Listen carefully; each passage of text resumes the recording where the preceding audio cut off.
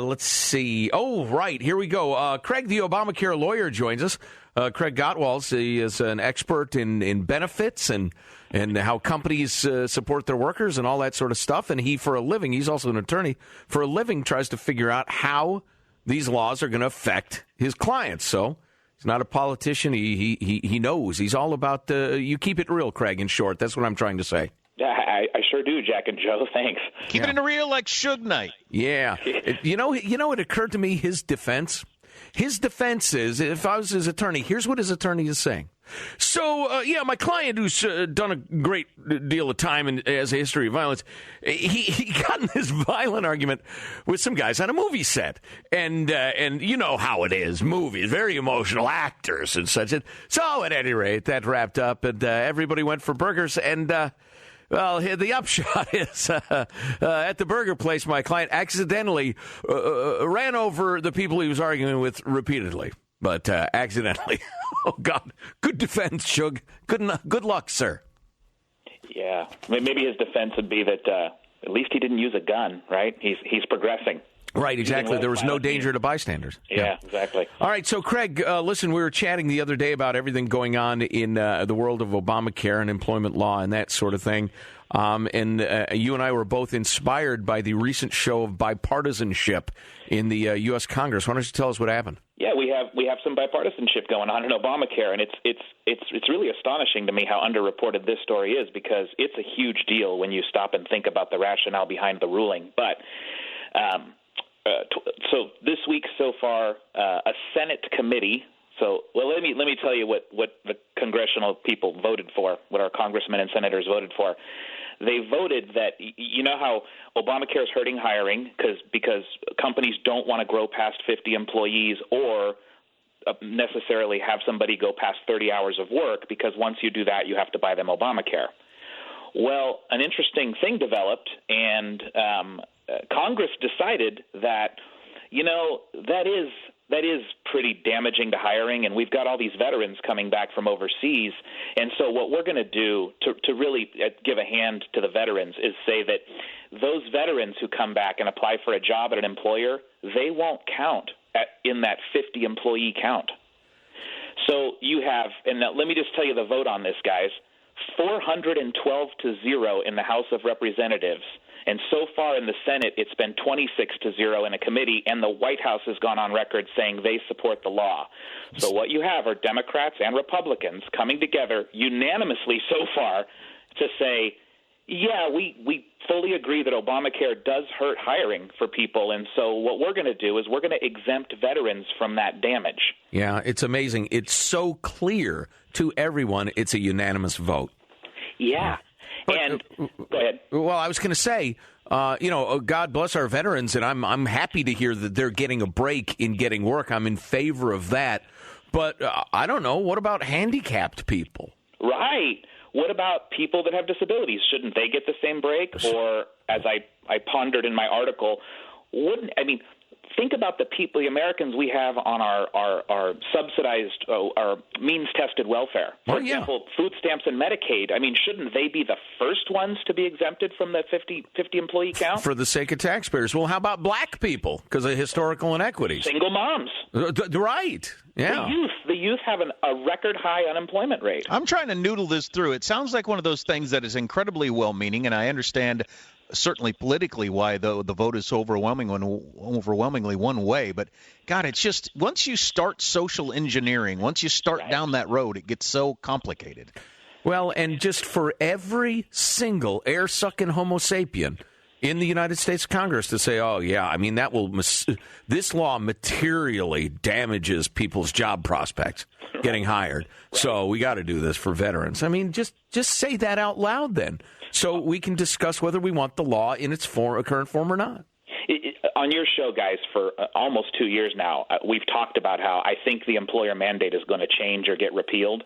I just think this is the first step in that. Because once you, like Jack just said, once you go down the road of saying, once Democrats who supported the law say, you know what, this does infringe upon your ability to get hired, so we're gonna give special treatment to veterans. Well, like Joe and I just pondered, What about single moms? What about the disabled? What about sure. So it's just a tacit admission that this law hurts hiring. And as you guys have hammered on many, many times over the last few months, we are at a record low. We're at 37.3% of Americans who are able-bodied and over the age of 16 are not working. That's our U.S. participation rate, lowest since the 1970s. Right, and wages, of course, there's no upward pressure on wages because nobody's hiring, and so wages have stagnated and the middle class is suffering directly as a result of government interference, in my opinion. But, hey, we need to move along because we've got a lot of ground to cover. A couple of figures in terms of the cost. The CBO report, what's Obamacare going to cost taxpayers? So the CBO updated their Obamacare numbers for the third or fourth time just recently. They did it in January here. The total cost of the bill when it was passed, as you'll recall, with a bunch of budget hocus pocus, was going to be under $1 trillion, and they used every trick in the book to get it under $1 trillion. And by the way, some of those so-called tricks were absolute bold-faced lies. I mean, they were fictions. Yeah, completely disingenuous maneuvers. So once the law was passed, they immediately undid some of those fictions, and it shot up to between 1.3 and 1.6 trillion, depending upon which CBO report you looked at. And the latest CBO report that just came out a couple days ago, this is great too, $1.993 trillion. They still don't want to put a 2 in there, right. But it's double. Obamacare is now already double the cost what it was when we passed it. And as you guys That's know, incredible. We're still not even into the meat of it when the subsidies go away. And I think it's clearly on the way to 2.5 to 3 trillion total when you get out to 2020. And the CBO broke it down. It's about $50,000 to the taxpayers for each enrollee. Yeah, each person who signed up for Obamacare costs $50,000. And the other number here, not to get too into numbers with you guys, but the other number that I find astonishing is in 2014 we had 42 million uninsured, and the CBO says that by 2025, 10 years down the road, we're still going to have 31 million uninsured. So this $2 trillion price tag is for a net reduction of 11 million uninsured. And then one final note with Craig, the Obamacare lawyer. I absolutely love this one. And by that, I mean I absolutely hate it. It has to do, Craig, your point about you talking and looking at what employers are ready to implement Obamacare, which are still befuddled by it. And I'll give you the punchline first. You've got to be insane to want to run a business these days. So tell us about the who's prepared and who's not.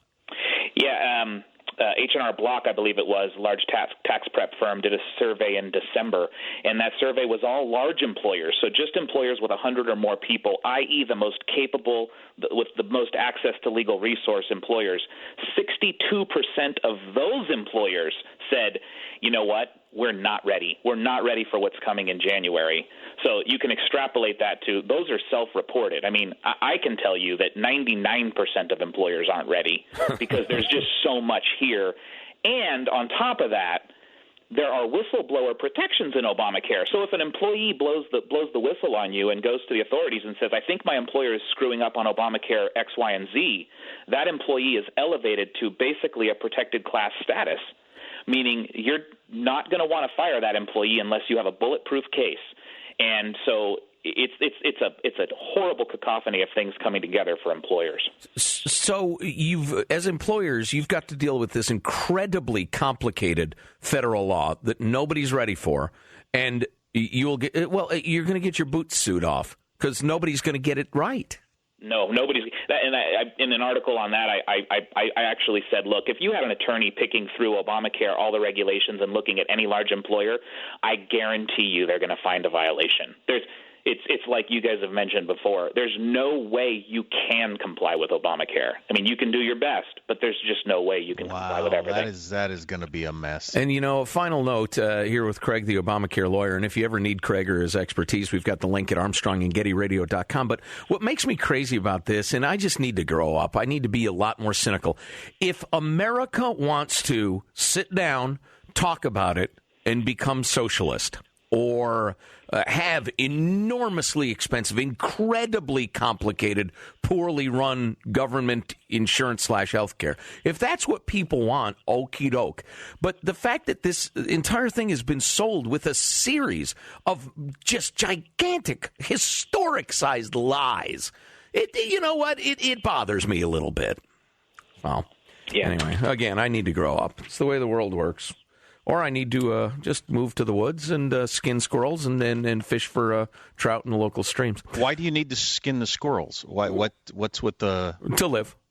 Because I'm not... you're going to eat them or something? That's not like to work out your frustrations. Oh, my God, no. No, I'm thought that's how you're going to work out your frustrations, by skinning animals. No, I'm going to eat their delicious... By walking down the Mission Street with a suitcase leaking. That wasn't me. Well, that wasn't my suitcase. I mean, I was walking through the Mission with a leaking suitcase, but it was a different one.